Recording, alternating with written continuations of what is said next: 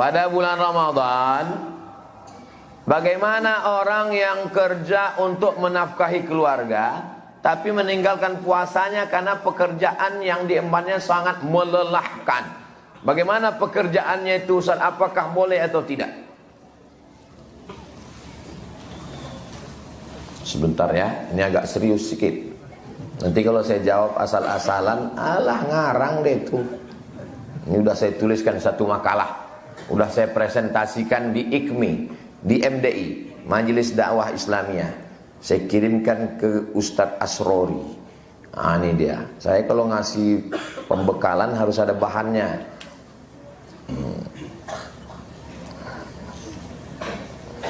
Hilang pula bahan tadi. Bentar ya. Ini saya bacakan. Sahibus san'ati syaqati alladhi yahtaju hirfatuhu li tahsili nafaqatihi wa nafaqati iyalihi.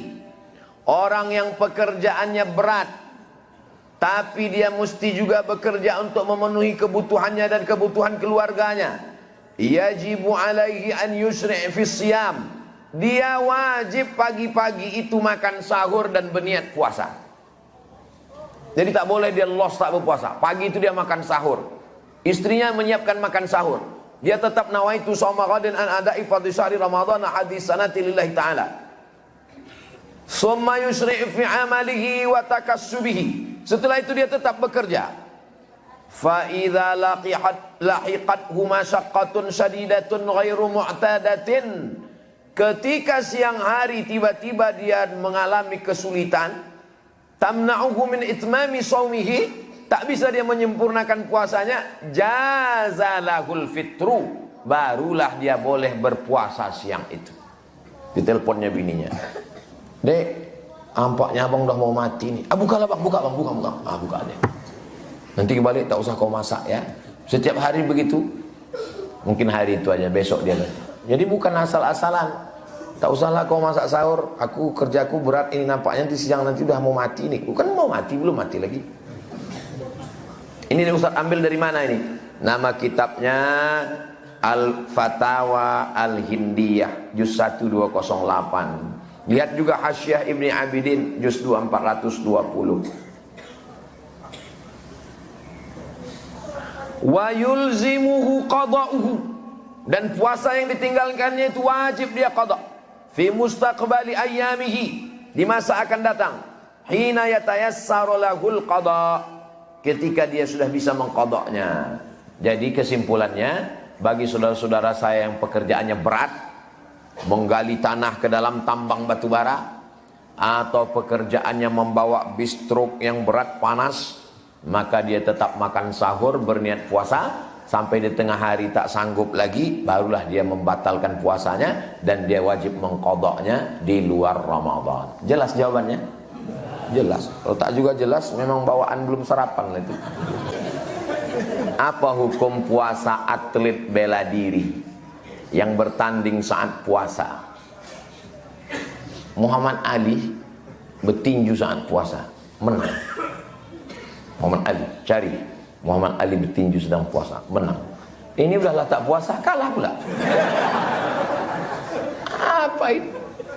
Pasukan perang Badar melawan kafir musyrik kapan? 17 Ramadan. Tak ada ikhtilaf antar ulama. Yaumal Furqan, yaumal taqal jam'an. Pasukan Mesir mengusir tentara Israel tanggal berapa? Asyir min Ramadan. Diabadikan nama kota di Mesir. 10 Ramadan, menang. Melawan Israel, menang. Melawan musyrik, menang. Indonesia, kapan merdeka? 17 Agustus tahun 45. Itulah hari kemerdekaan kita. Betul. Tapi 17 Agustus bertepatan dengan 9 Ramadan. Yang berteriak, yang mengerek bendera, yang menyanyikan Indonesia Raya, orang yang sedang berpuasa. Orang yang berpuasa itu tak takut mati, menggelegar suaranya, serang Belanda. Orang kenyang mana bisa teriak? Serang Belanda.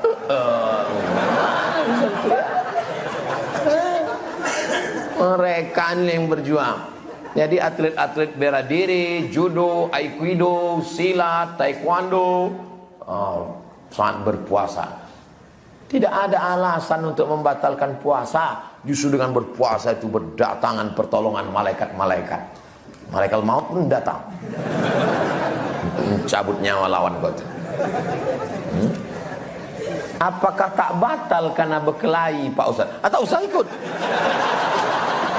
Ini kan olahraga. Nanti bos mau mukul, tak jadilah. Ini kan olahraga. Ini banyak orang salah paham dia tuh. Kau pikir kalau udah mengaji, udah pengajian tak boleh ikut balap motor. Pas balap motor, pas mau didulukan, silakan. Ini olahraga. La ilaha illallah Muhammadur Rasulullah. Ini kan sportivitas. Di situ ada nilai. Kalau mukulnya begini, bukan mau membunuh orang. Ini namanya olahraga. Mengolahraga. Raga nih, fisik kita nih diolah dia. Ini banyak juga sekarang TO, tukang olah. Bukan olahraga. Ini olahraga namanya. Bersilat. Silat itu olahraga. Di kampung saya, tempat saya lahir, hari 1 Syawal hari raya, 8 Syawal hari raya pencak silat. Karena onyang kami dulu dikumpulkan ya semua pesilat-pesilat itu untuk nyambung silaturahim, bersilat, tapi bukan saling membunuh. Sekarang diabadikan sebagai wisata olahraga oleh dinas apa yang bagian olahraga? Dispora menjadikan itu sebagai. Kami setiap seminggu raya balik ke kampung menengok pesilat bertarung. Itu bagian dari olahraga. Kalau anak-anak kita tak diajari bersilat, tak diantah, cemana dunia ini akan datang? Berperang dia, cemana? Pakai pistol tak pandai. Saya semua saya pakai, panah saya pakai, pistol saya pakai. Ini pandai pistol air aja, itu pun macet-macet. Apa boleh saya berbuka di masjid? Tengok jamnya.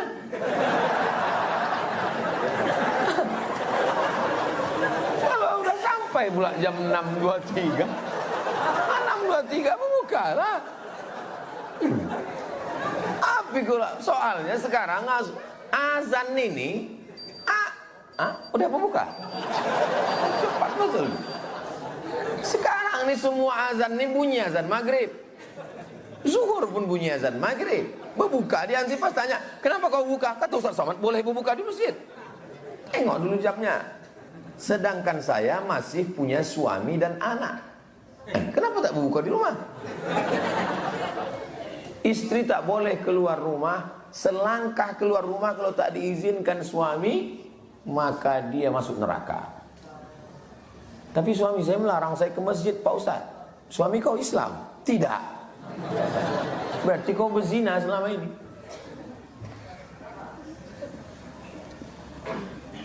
La ta'ata li makhluqin fi ma'siyatil khaliq. Tidak ada ketaatan kepada suami kalau menyebabkan melawan Allah Subhanahu wa taala. Jangan kau masjid, jangan kau pakai jilbab. Aku tak suka nengok bini bertudung macam nenek-nenek. Aku mau kau buka jilbab kau. Rambut buat macam sarang tawon, cat 3 warna merah, kuning, kelabu. Tidak wajib taat kepada laki Fir'aun, hantu begu ganjang macam ini. Maka nikahkanlah anak, kata Nabi, idza ja'akum man tardawna dinahu wa khuluquhu. Kalau kau mau menikahkan anak, tengok sifat laki itu 2. Yang pertama, din, agamanya bagus. Yang kedua, wa khuluquhu, akhlaknya bagus. Karena banyak orang sekarang akhlaknya bagus, sopan, santun, bercakap pelan. Tinggal di mana? Jalan Sudirman. Itu bukan sopan, mau mati. Tapi tak sembayang. Ada pula sebaliknya, orangnya sembahyang tak tinggal, tapi kasar. Macam Ustaz Somad nih lah, aku tak kasar. Ini bukan kasar, ini namanya tegas. Saya bisa ceramah nih slow-slow, bisa. Jamaah sekalian, marilah kita raih keberkahan. Saya kan tak bisa, aku slow-slow nih. Suami itu 2. Laki saya ini Pak Ustadz, ini masih misteri ini. Tapi kalau dia suaminya sudah makan bagus, anak-anaknya diizinkan suaminya, bang, aku ingin betul lah berbuka di masjid itu. Kenapa? Ada bubur menu waktu aku masih kecil dulu. Namanya bubur pedas. Di Medan, Masjid Raya, sampai sekarang ada tradisi makan bubur pedas sampai sekarang. Pas saya makan, rupanya tak pedas, namanya aja. Orang tuh nakut-nakuti biar awak jangan ikut. Bagus tradisi. Diizinkan sama suaminya. Pergi aku ke sana ya bang, pergilah. Ah, bagus. Bang, aku mau pengajian ke masjid. Sore-sore ada pengajian di masjid kita, Masjid Raya. Aku ke sana, anak abang mandikan, pel lantai, bersihkan semua. Iya deh. Kalau ada laki model macam ini, itu insya Allah tak kena azab kubur. Pas mau diazab, kata malaikat, yang ini tak usah, udah azab kali udah.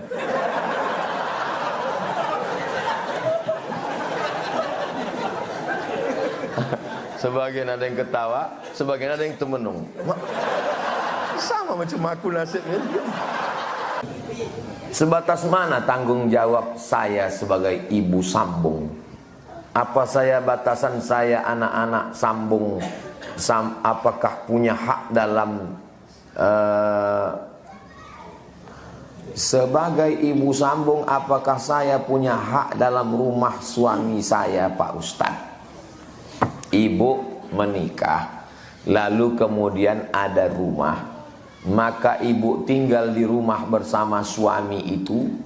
Suami tak boleh mengeluarkan istri sampai dia melakukan nusyuz, durhaka, berselingkuh, na'udzubillah, melakukan perbuatan maksiat. Tak boleh suami mengusir istrinya, maka dia punya hak di situ. Menikah ibu dengan bapak, begitu selesai akad nikah, mati, maka ibu mendapat 1/4 harta bapak kalau tak ada anak. Berapa harta bapak tuh? 1 miliar. Ibu dapat 250 juta.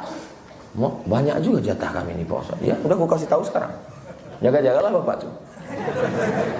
Kalau ada anak, ibu mendapat 1/8, 125 juta. Itu kalau pakai hukum fikih. Tapi hak ibu sekarang dibantu diperjuangkan oleh KHI, kompilasi hukum Islam. Sebelum jatah itu dikeluarkan, dibagi 2 dulu. Dibagi 2 dulu pencarian bersama sejak nikah sampai meninggal. Apa nama hartanya? Gono gini. Apa artinya? Kau begono, aku begini. Begitulah hebatnya Islam membagi jatah ibu. Jadi ibu jangan merasa menumpang di rumah itu. Rumah itu milik ibu. Kalau bapak itu meninggal, ibu ada jatah. Dijual, dibagi. Harta warisan namanya. Dalam Islam perempuan tidak diwarisi. Sebelum Islam datang, perempuan diwarisi. Diwarisi kepada anak.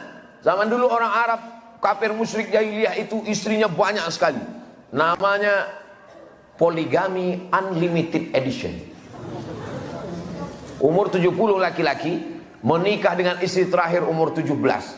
Maka istri yang terakhir itu diwariskan kepada anak pertama dari istri pertama. Begitu dulu hukum jahiliyah. Begitu Islam datang, anak tak boleh menikahi istri bapaknya. Karena istri bapaknya dianggap sebagai emaknya, mahram mu'abbad sampai hari kiamat. Haram dia menikahi emak tirinya.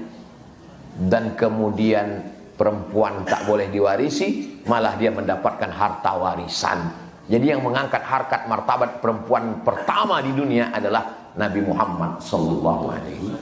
Ibu banyak-banyak berselawat untuk berterima kasih kepada Nabi Muhammad sallallahu alaihi wasallam.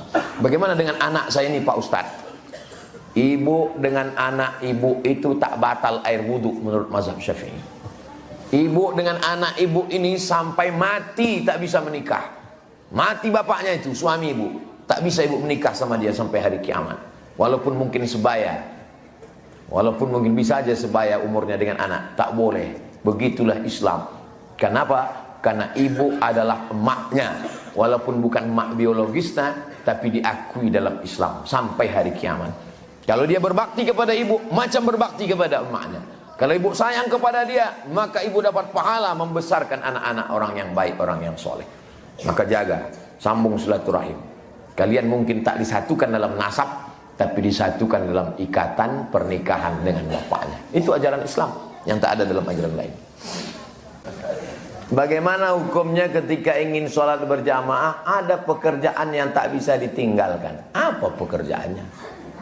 Pekerjaan apa yang tak bisa ditinggalkan? Mau ke toilet Pak Ustaz? Kencing dulu. Tidak boleh sholat dalam keadaan menahan air besar, air kecil. Daripada karpet itu busuk. Ajak ketua masjid mengurusnya. Selesaikan dulu semua urusan. Setelah itu barulah pekerjaan Pak Ustaz. Hayya 'alas shalah.